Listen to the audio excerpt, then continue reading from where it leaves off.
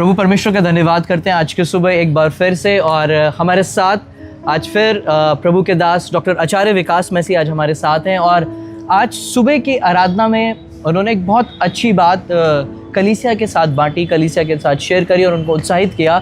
लेकिन एक बात जो उन्होंने बांटी जिसने हम सबके मन के अंदर एक सवाल को खड़ा किया। आचार्य जी, आज सुबह आपने बहुत अच्छा संदेश दिया, उसके लिए हम प्रभु को धन्यवाद देते हैं, प्रभु की महिमा करते हैं। लेकिन जब आप बात कर रहे थे, आपने बहुत सुंदर उस वृतांत में से जब यीशु मसीह कान्हा के विवाह में गए और जब वहाँ दाखरस खत्म हुआ, आपने वहाँ एक बात कही, एक प्रचार किया कि जो मटके थे वो खाली हो चुके थे। लेकिन जब यीशु मसीह ने कहा कि तुम उनको मुँह भर दो, यानी ऊपर तक फिल कर दो, भर दो उनको, तो उसका क्या अर्थ है? आपने जब उस बात को रखा, बड़ी अच्छी थी, बड़ी रुचिकर बात थी, लेकिन आप उसको और एक्सप्लेन करें कि वो क्या था और क्या चाहता है परमेश्वर हमारे जीवनों से इस बात के द्वारा। देखिए, बाइबल के अंदर जो कुछ यीशु मसीह ने कहा है जी या किया है, एक्ट हो या टीचिंग्स हो, उसके पीछे एक रीज़न है, कारण है। अगर प्रभु ने कहा कि इन मटकों को आप ऊपर तक भर दो, फुल, जिससे इंग्लिश में कह सकते हैं अप टू द ब्रिम, या मुँह या लबालब, उसके पीछे कारण होगा। प्रभु ऐसे नहीं कुछ कह सकते। इस पूरे एपिसोड को समझने के लिए हमें देखना होगा कि सबसे पहले कि प्रभु यीशु मसीह एक विवाह में गए, बिल्कुल, और विवाह में जाकर उन्होंने इस चीज़ को भी मुझे और आप सब लोगों को ये सिखाया कि समाज के प्रति भी हमारी जिम्मेदारी है। बिल्कुल, समाज में अगर किसी का कोई दुख है या किसी का सुख है या विवाह है या जन्मदिन है या किसी की मृत्यु है, वहाँ पर प्रभु यीशु मसीह ने एक समाज में सामाजिक विचारधारा को रखा। बिल्कुल। दूसरा, वहाँ पर हम जो चीज़ देखते हैं कि माता मरियम जो है यीशु मसीह के पास में आती हैं और कहती हैं कि दाखरस खत्म हो गया।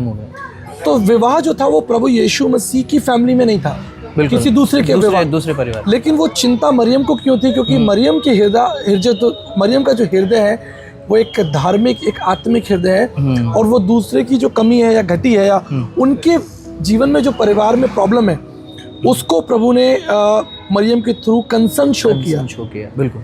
तो वो कंसर्न हम देखते हैं। तीसरी चीज़ हम देखते हैं आवश्यकता के बारे में, कि जब वहाँ पर किसी चीज़ की ऐसे कमी हो गई तो प्रभु ने कहा कि इसको, इन मटकों को ऊपर तक भर दो। देखिए, आज संसार में ये जो आपका जीवन है या आपका जो मन है, इसमें भरने के लिए बहुत कुछ चीज़ें हैं। बिल्कुल। इसमें संसारिक ज्ञान है, बहुत सी गलत बातें हैं, गलत इन्फॉर्मेशन है जो आप इंटरनेट पर, टीवी में, समाज में, दुनिया आपको भरना चाहती है। Everybody wants to fill you with something. दुनिया चाहती है कि मेरी बात आप सुने और इसको हम भर दें। लेकिन प्रभु यीशु मसीह ने वहाँ पर मुझे और आपको एक शिक्षा दी है कि हमें ऊपर तक परमेश्वर के वचन तक भरना है। Praise God. बिल्कुल। परमेश्वर का जो वचन है, अगर वो हमारे ऊपर तक अप टू द ब्रिम होगा तो कोई जगह ही नहीं होगी हमारे पास। बिल्कुल। इसका मैं आपको एक एग्जाम्पल दे सकता हूँ। मान लीजिए कुर्सी है, उस कुर्सी पर अगर आप बैठे हैं तो कोई दूसरा व्यक्ति नहीं बैठ सकता। तो ठीक इसी तरह मेरा ऐसा मानना है, जो मुझे प्रभु ने रेवलेशन दिया, कि उस मटके के अंदर जब पूरा का पूरा जल भर दिया गया है तो किसी और चीज़ को आप नहीं फिल कर सकते। बिल्कुल। तो मेरा ये मानना है, मेरा ये विश्वास है कि आपका जो जीवन है वो परमेश्वर के वचन से जो है वो पूर्ण रूप से फिल होना चाहिए। जब परमेश्वर का वचन आपके अंदर होगा तो कोई और चीज़ उसमें भरी नहीं जा सकती। बिल्कुल, ये महत्वपूर्ण बात है।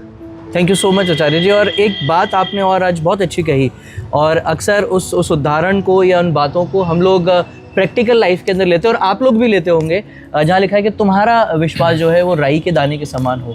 तो क्या राई के दाने तक सीमित रहने वाले विश्वास के विषय में बात की गई है, कुछ बढ़कर? नहीं। देखिए, एक ट्यूशन पढ़ाने जब टीचर घर में आता है, आपको वो 2 का टेबल, 2 का पहाड़ा पढ़ाता है, तो वो आपको 2 का पहाड़ा पढ़ाने के लिए इतनी दूर से नहीं आया। वो इसलिए आया था कि आप 2 का भी सीखें, 4 का भी सीखें, 6, 8, 10 और आगे तक पढ़ते जाएं। तो वो तो एक स्टार्टिंग पॉइंट है। प्रभु ने ये कहा कि तुम्हारा विश्वास राई के दाने के बराबर हो, ये तो स्टार्टिंग पॉइंट है। मान लीजिए अगर मैं आपसे कहूँ आइए हम 10 किलोमीटर दौड़े, तो आप दौड़ लेंगे? आप कहेंगे जी मैं तो 1 किलोमीटर नहीं दौड़ सकता, तो मैं 10 किलोमीटर क्या दौड़ूंगा? तो मैं आपको 10 किलोमीटर दौड़ाना चाहता हूँ, लेकिन मैं आपसे कहूँगा let's walk 100 metre, let's walk 200 metre. बिल्कुल। तो आपकी कैपेसिटी बिल्ड होगी, एक स्टेप होगा, एक नेक्स्ट लेवल पे आप जाएंगे। तो प्रभु आपको केवल राई के दाने के बराबर तक सीमित नहीं रखना चाहता, वो चाहता है कि आपका विश्वास बहुत बड़ा हो। ये जरूर उदाहरण दिया गया है कि तुम्हारा विश्वास राई के दाने के बराबर हो तो ये पहाड़ भी हट जाएगा। लेकिन आपको इसका बहाना बनाकर नहीं बैठे रहना है ना, इसकी आड़ लेकर नहीं बैठे रहना है कि भाई राई के दाने के बराबर ही मैं खुश हूँ। अच्छा, आपको लगता है कि आज लोगों ने उस राई के दाने को मानो मुट्ठी में दबा के ही वो बैठ गए हैं? हाँ जी। क्या करना चाहिए उनको? देखिए, मैं एक जवान व्यक्ति से मिला, मैंने कहा तुम बाइबल पढ़ते हो? कहता हाँ। मैंने कहा आपको कोई वचन याद है? कहता हाँ मुझे याद है। कौन सा वचन याद है? कि परमेश्वर ने जगत से ऐसा प्रेम किया, बस एक वचन याद है, यूहन्ना 3:16। अच्छा है, बिल्कुल, लेकिन उसके आगे क्या? तो परमेश्वर ये नहीं चाहता कि आप राई के दाने का बहाना बनाकर, और शायद मैं टाइथ एंड ऑफरिंग के बारे में भी बात कर रहा था, वो 10वां तो एक शुरुआत है, उसके आगे आप परमेश्वर के राज्य में और क्या कर सकते हो, करना चाहते हो, ये आपको स्वतंत्रता है। देने का मतलब ये है कि वहां से शुरुआत आप करें। 10th tithe is starting point, क्योंकि आप आप समझोगे नहीं अगर आपको बोल दिया जाए आपको 100% देना है। बिल्कुल। तो इसी तरीके से राई का दाना का बराबर या 10वां देकर, ये तो प्रभु ने आपको एक स्टार्टिंग किक दिया है, स्टार्टिंग पॉइंट है।